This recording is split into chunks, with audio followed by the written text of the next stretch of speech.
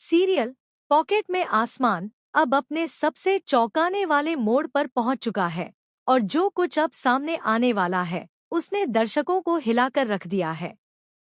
अनीशा की एक एक चाल अब सिर्फ रानी से बदला लेने तक सीमित नहीं रही, बल्कि अब वह पूरे दिग्विजय परिवार को मिटाने की कसम खा चुकी है। ध्वनि का स्कूल से किडनैप होना सिर्फ एक झांसा था, असली खेल उससे भी बड़ा और गहरा था। जब रानी और दिग्विजय अनीशा के बताए गए लोकेशन पर पहुंचे, तो वहां उन्हें एक रोंगटे खड़े कर देने वाला वीडियो दिखाया गया, जिसमें कॉलेज के दिनों के क्लिप थे। उस वीडियो में अनीशा और दिग्विजय को बेहद करीब दिखाया गया था। यह देखकर रानी की आंखों में आंसू आ गए और दिग्विजय के चेहरे पर पश्चाताप छा गया। लेकिन वीडियो का आखिरी हिस्सा सबसे खतरनाक था। अनीशा ने दावा किया कि ध्वनि रानी की नहीं, बल्कि उसकी और दिग्विजय की बेटी है। पूरा परिवार इस खुलासे से दंग रह गया। रानी सच्चाई को छुपाने की कोशिश करती है, लेकिन अंततः टूट जाती है। वह कबूल करती है कि हाँ, अनीशा कभी मानसिक रूप से अस्थिर हो गई थी और ध्वनि को बचाने के लिए उसने उसे अपनी बेटी बताकर पाला।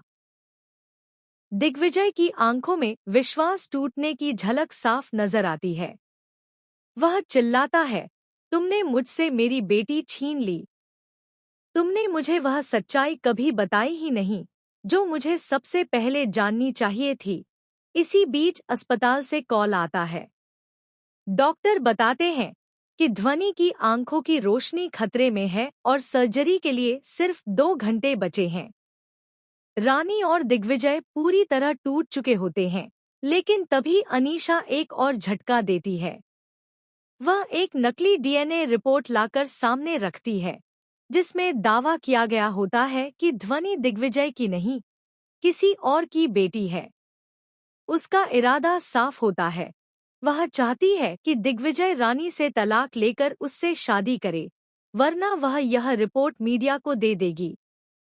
यह सब देखकर दिग्विजय का खून खौल उठता है। वह रानी से कहता है कि अब वह और चुप नहीं रह सकता।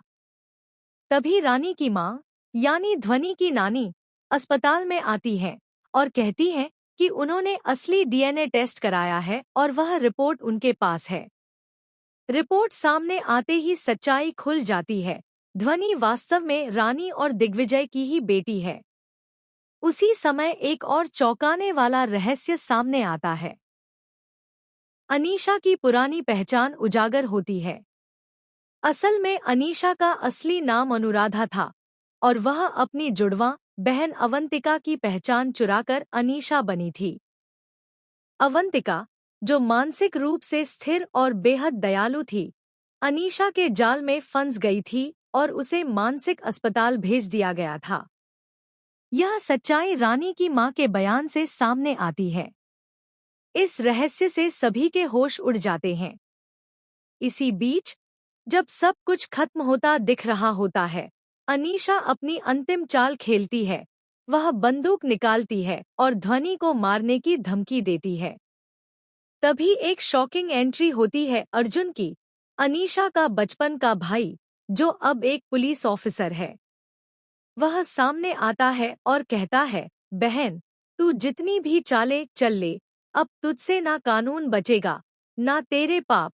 अर्जुन किसी तरह अनीशा से बंदूक छीन लेता है, लेकिन तब तक अनीशा ध्वनि को इतना डरा चुकी होती है कि उसकी हालत और बिगड़ जाती है। डॉक्टर बताते हैं कि उसकी आंखों की रोशनी आंशिक रूप से जा चुकी है और अब लंबे समय तक इलाज चलेगा। दिग्विजय अस्पताल के बाहर बैठा होता है, सिर झुकाए। रानी पास आती है, लेकिन वह कुछ नहीं कहता। फिर धीरे से बोलता है, तुमने जो छुपाया, वह सिर्फ एक सच नहीं था, वह मेरी जिंदगी थी। तुम्हारा झूठ मेरी बेटी की तकलीफ की वजह बन गया। मैं अब तुम्हारे साथ नहीं रह सकता। रानी फूट फूट कर रोने लगती है, लेकिन वह जानती है कि अब कुछ बदलना आसान नहीं है। एपिसोड खत्म नहीं होता, बल्कि एक नया पन्ना खुलता है। जेल के अंदर अनीशा को एक गुप्त विजिटर मिलता है, एक बुजुर्ग महिला जो उसके कान में कुछ फुसफुसाती है। वह और कोई नहीं बल्कि दिग्विजय की सौतेली माँ कमलिका देवी होती हैं, जो शुरू से रानी से नफरत करती थी और अब अनीशा को रानी के खिलाफ इस्तेमाल करना चाहती है। कमलिका देवी कहती हैं, खेल अभी बाकी है। अगला वार अब दिल पर नहीं, जड़ों पर होगा। मैं तुम्हें जेल से निकालूंगी और हम साथ मिलकर इस पूरे परिवार की बुनियाद हिला देंगे। कैमरा धीरे धीरे जेल की कोठरी से बाहर आता है। अनीशा की आंखों में एक अजीब सी चमक होती है। वह मुस्कुराती है और कहती है, अब यह खेल नहीं, जंग है। और रानी, तूने जो छीना था, अब मैं तुझसे सब कुछ छीन लूंगी। तेरा घर, तेरा पति और अब तेरा अस्तित्व। क्या कमलिका देवी और अनीशा का यह नया गठबंधन रानी और दिग्विजय की जिंदगी में एक और तूफान लेकर आएगा? क्या ध्वनि अपनी रोशनी और अपना परिवार दोबारा पाएगी?